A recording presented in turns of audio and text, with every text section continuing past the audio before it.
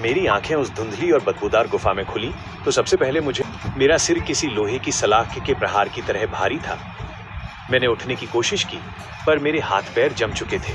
जब मैंने अपनी नजरें नीचे की ओर घुमाई तो जो देखा उसने मेरे रोंगटे खड़े कर दिए। मैं एक 10 से 12 साल के बच्चे के दुबले पतले ढांचे में कैद था।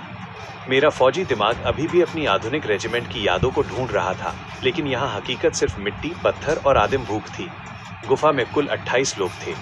मैंने देखा कि 8 पुरुष कोनों में दुबके हैं और औरतें सूखी जड़ें चबा रही हैं। अनुशासन शून्य था। मेरा पहला विचार यही था कि इस आदिम अराजकता में नेतृत्व कैसे लिया जाए। एक बच्चे की बात यहाँ कोई नहीं सुनता, इसलिए मुझे कुछ ऐसा करना था जो जादू या चमत्कार जैसा लगे। सेना में मैंने सीखा था कि नेतृत्व ताकत से नहीं, भरोसे और संसाधन प्रबंधन से आता है। मैंने अपनी उपयोगिता साबित करने के लिए गुफा के सबसे ठंडे और पिछले कोने को चुना। मैंने अपने नन्हे हाथों से खुदाई शुरू की। कबीले के लोग मुझे पागल समझकर हंसते थे, लेकिन मैं जानता था कि कोई भी सेना बिना रसद के नहीं जीत सकती। मैंने 3-4 फीट गहरे और चौड़े मिट्टी के विशाल गड्ढे तैयार किए। मैंने नदी से चिकनी मिट्टी ढोई और उन गड्ढों की दीवारों को मोटा लेप लगाकर पत्थर जैसा सख्त बना दिया। ये नमी और चूहों से खाना बचाने का मेरा सीक्रेट बेस था। मैंने चुपके चुपके जंगली कंदमूल, फल और शिकार का बचा हुआ हिस्सा इसमें इकट्ठा करना शुरू किया। तभी कबीले पर भीषण अकाल पड़ा। शिकारियों को कुछ नहीं मिला, जंगल सूख गया और कबीले में भूख की हड़ताल जैसी स्थिति आ गई। लोग एक दूसरे को मारने पर उतारू थे। तब मैंने आगे बढ़कर उस गड्ढे का भारी पत्थर हटाया और उसमें हफ्तों से संचित रखा गया ताज़ा खाना निकाला। पूरा कबीला उस खाने पर टूट पड़ा। उनकी आंखों में मेरे लिए डर और सम्मान दोनों था। अब मैं एक बच्चा नहीं, उनका विधाता बन चुका था। मुखिया ने अपनी पत्थर की गदा मेरे चरणों में रख दी। जब पेट भर गया तो मुखिया मेरे पास आया। उसकी आंखों में गहरी आत्मग्लानि थी। उसने धीमी आवाज में बताया कि भूख से बचने के लिए उसने हमारे ही कबीले के कुछ लोगों को उस खुखार नरभक्षी आदमखोर कबीले को सौंप दिया था। उसने मुझे उन पहाड़ियों का रहस्य बताया जहां अग्नि का वास था और कैसे वे आदमखोर आग के दम पर सबको डराते थे। मैंने तय किया कि हमें सिर्फ आग नहीं, तकनीक चाहिए। मैंने चकमक पत्थरों को घंटों रगड़कर आग का आविष्कार किया और फिर मिट्टी की एक विशाल भट्टी खड़ी की। इस भट्टी में मैंने कच्ची मिट्टी के पात्रों को तपाया, जिससे हमें पहले पक्के मटके मिले। इसी प्रक्रिया के दौरान पहाड़ की एक दरार से मिला वो काला भारी पदार्थ जब उस भट्टी की प्रचंड गर्मी में पिघला तो इतिहास बदल गया। वह लाल चमकती हुई धातु थी। हमने उससे पहली बार कुल्हाड़ियां और भाले बनाए। अब मेरे पास मैन पावर थी, जिसे मैंने सैन्य अनुशासन के साथ 3 हिस्सों में बांटा।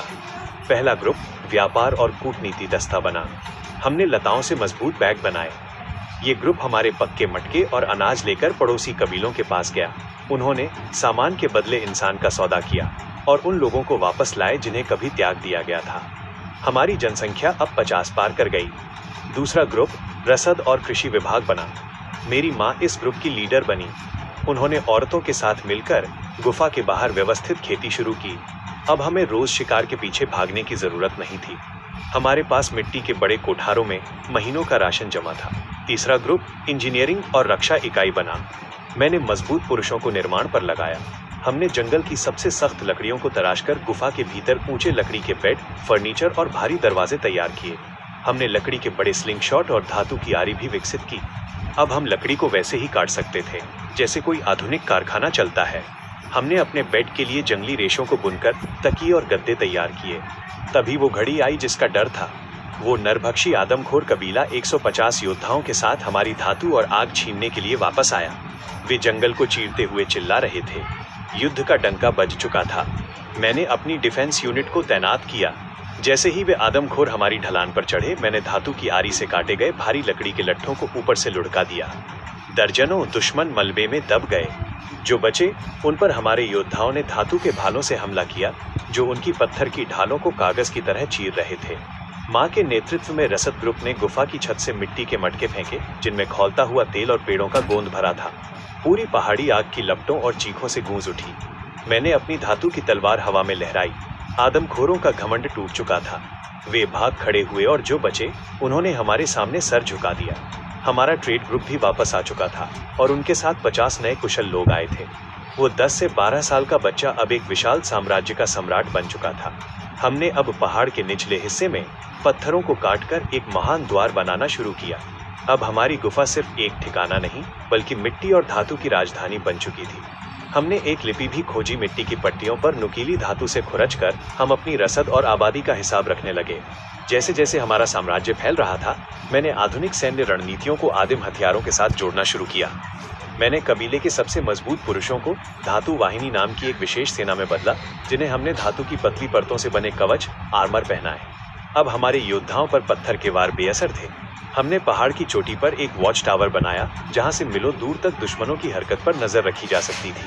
मेरी माँ ने एक शिक्षा केंद्र जैसा कोना बनाया, जहां कबीले के बच्चों को पौधों की पहचान और मिट्टी के शिल्प का ज्ञान दिया जाने लगा। हमारी निर्माण इकाई ने अब सिर्फ गुफा ही नहीं, बल्कि पहाड़ के बाहर पत्थरों और मजबूत लकड़ियों के बैरक बनाने शुरू कर दिए, जिससे हमारी गुफा एक अभेद्य किले फोर्ट्रेस का रूप लेने लगी। सर्दियों के आने से पहले मैंने एक और बड़ा आविष्कार किया, बैलगाड़ी का आदिम रूप। हमने पहियों को धातु की धुरी एक्सल से जोड़ा, जिससे हजारों मन अनाज और भारी लकड़ियां ढोना आसान हो गया। व्यापार समूह अब और भी दूर जाने लगा था। वे सिर्फ इंसानों को ही नहीं, बल्कि नए कबीलों की अनूठी कलाएं और तकनीकें भी लेकर आ रहे थे। हमने नदियों के किनारे मछली पकड़ने के लिए धातु के कांटे और जाल बनाए, जिससे हमारे भोजन का भंडार और भी समृद्ध हो गया। आदमखोरों के कबीले से पकड़े गए बंदियों को मैंने धीरे धीरे सभ्य समाज का हिस्सा बनाना शुरू किया, उन्हें अपनी रक्षा और श्रम की कसम दिलाई। अब कबीले के लोग मुझे सिर्फ एक बच्चा नहीं, बल्कि महासेनापति के रूप में पूजते थे।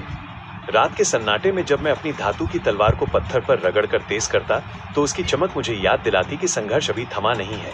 दूर उत्तर के बर्फीले पहाड़ों के पार एक और बड़ा खतरा मंडरा रहा था, एक ऐसा कबीला जो हाथियों जैसे विशाल जानवरों पर सवारी करता था। लेकिन अब मैं तैयार था। मेरे पास एक संगठित सेना थी, धातु की ताकत थी, और सबसे बढ़कर एक ऐसा फौजी दिमाग था जो हजारों साल आगे की सोच सकता था। पहाड़ों से नीचे उतरते समय मेरा संकल्प दृढ़ था, ये सभ्यता अब रुकने वाली नहीं है। हम पत्थरों की धूल से उठे थे और अब हम स्वर्ण युग के सूरज को छूने जा रहे थे। डंका फिर से बजा, पर इस बार ये पूरी घाटी पर हमारे पूर्ण आधिपत्य का संदेश था।